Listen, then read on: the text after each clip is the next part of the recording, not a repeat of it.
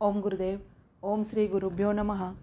आज 9 जुलै 2016 शनिवार, साप्ताहिक यज्ञाचा दिवस आणि परमपूज्य वचन माऊली आश्रमात आहेत म्हणून श्री नारायण शिरसाट यांनी त्यांच्या जन्मदिवसाच्या निमित्ताने सत्संग घडवून आणला. यज्ञ संपन्न झाल्यानंतर ताबडतोब सत्संगाला सुरुवात झाली. सौ हिराताई शेळके यांना माऊलींनी 5 भजनं म्हणायला सांगितली. त्यानंतर काही प्रवचनं आणि काही भजनं झाल्यानंतर गुरुदेवांनी माईक घेतला आणि म्हणाले, आजपासून येथे दर शनिवारी सत्संग होईल आणि सोबतच अन्नदानही असेल. अन्नदानासाठी बऱ्याच सेवेकऱ्यांची नावेही आली आहेत. ज्याने त्याने जबाबदारीने सर्व करायचे आहे. जे देऊ शकणार नाही त्यांनी स्वतःला गरीब समजायचं कारण नाही. सत्संगाला येणं महत्त्वाचं आहे. शास्त्रज्ञांनी, डॉक्टरांनी आपल्या या शरीराची किंमत काढली आहे आणि ती आहे 12.5 कोटी रुपये. ही किंमत फक्त शरीराची आहे. आपण रोज जो श्वास घेतो तो 2100 रुपयाचा होतो. रोज पिल्या जाणाऱ्या पाण्याची किंमत 100 रुपये आहे. तेव्हा आपण विचार करा, आपण किती किमती आहोत. त्यानंतर जयघोष झाला. माऊली म्हणाले, येथे आल्यानंतर परमार्थाला अनुकूल वातावरण तयार होतं. परमार्थ करताना त्यासाठी भरपूर नियम असतात, पात्रता असते, योग्यता असते. परंतु आपण संसारी आहोत. त्यामुळे संसार करता करता मनात भाव ठेवून देवाचं नाव घेतलं तरी परमार्थ होतो. आपल्या जीवनात सेवेला महत्त्व द्या. सेवा ही तन, मन, धन, वाणी आणि समय वापरून करता येते. सेवेनंतर सत्संग करा. सत्संगासाठी संतांना जवळ करा, ग्रंथांना जवळ करा. सत्संगाला जा, तेथील विचार ऐका. आपली योग्यता जसजशी वाढेल तसे हे सर्व तुम्हाला कळून येईल. तुकाराम महाराज म्हणतात, तुका म्हणे होय आपुलाची वाद आपुल्याशी. सत्संगाने वैचारिक दारिद्र्य नाहीसं होतं. एकदा आपल्यात योग्यता वाढली की आपण जिथं आहे, जसं आहे तसं आणि आपले आपणच करू लागतो. वृक्षवल्ली आम्हा सोय रे वनचरी, पक्षी ही सुस्वरे आळविती. पण ही योग्यता वाढविण्यासाठी आपल्याला देवाचं नाव घेत राहावं लागेल.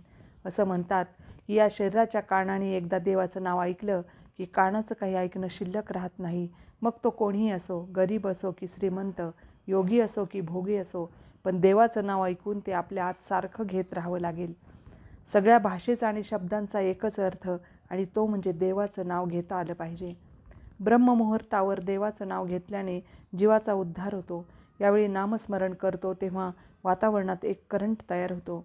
2 श्वासाच्या मध्ये जो गॅप असतो त्यात चैतन्य भरलं जातं. भक्तीचा रस यायला लागतो. नाम घेणारा नाममय होऊन जातो. ध्यान करा. ध्यानाने आपल्यासाठी जे अनावश्यक आहे ते सर्व निघून जाते. जे आवश्यक आहे ते मिळायला लागते आणि परमेश्वर ध्यानात मावतो.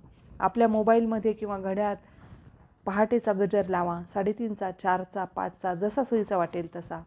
गजर झाल्यावर उठून स्नानादी आटोपून आसनावर बसून नाम ध्यान करता आलं तर उत्तमच. नाहीतर अंथरुणात पडल्या पडल्या देवाचं नाव घेतलं तरी चालेल. खुर्चीवर बसून घेतलं तरी चालेल. भिंतीला टेकून बसून घेतलं तरी चालेल. नामस्मरणाने विकार, वासना आपोआप गळून पडतात. विकार, वासना, आसक्ती शांत झालेली असते.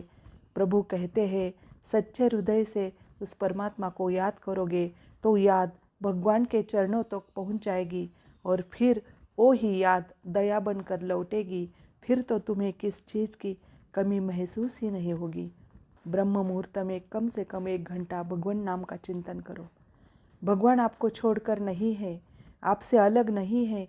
जैसे सूरज और प्रकाश, पानी और लहरें, धरती और मिट्टी एक दूसरे से अलग नहीं है, वैसे ही परमात्मा और हम अलग नहीं है.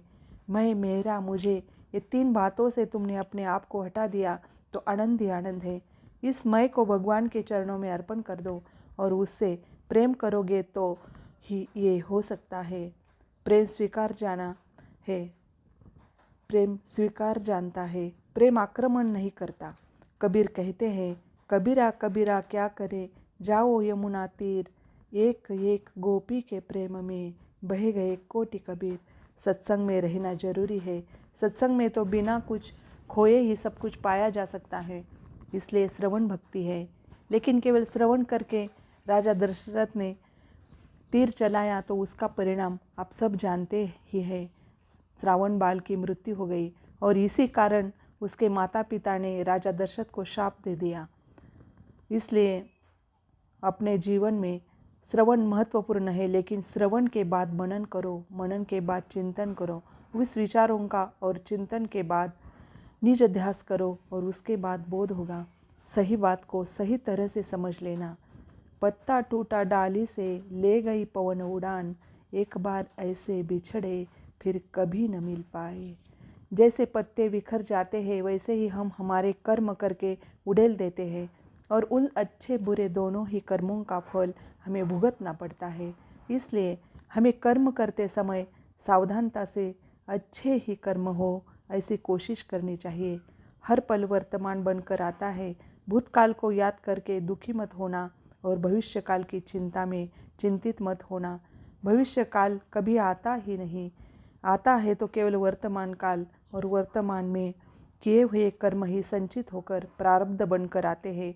वही कर्म कृपा बनकर आते हैं, वही कर्म आशीर्वाद बनकर ही आते हैं। इसलिए हर वक्त सावधान होकर कर्म करो। कर्म करते हैं हो हाथ से और बोलते हो मुख से, दोनों का ही प्रारब्ध बनता है। अच्छा हो या बुरा, अपने ही कर्मों का लेखा जोखा होता है। कुछ करनी कुछ कर्म, कुछ पूर्व जन्म को भाग। भक्ति और आसक्ति में क्या अंतर है? भक्ति व्यक्ति को जोड़ती है और आसक्ति समाज से तोड़ देती है व्यक्ति को। जे जे मजला पाहती तयासी होय माझी प्राप्ति। भगवान कहाँ है? वो तो हमारे अंदर ही है। वो नाम से पाओगे चल जाएगा, ध्यान से पाओगे चल जाएगा, सेवा से पाओगे चल जाएगा। पाना क्या है?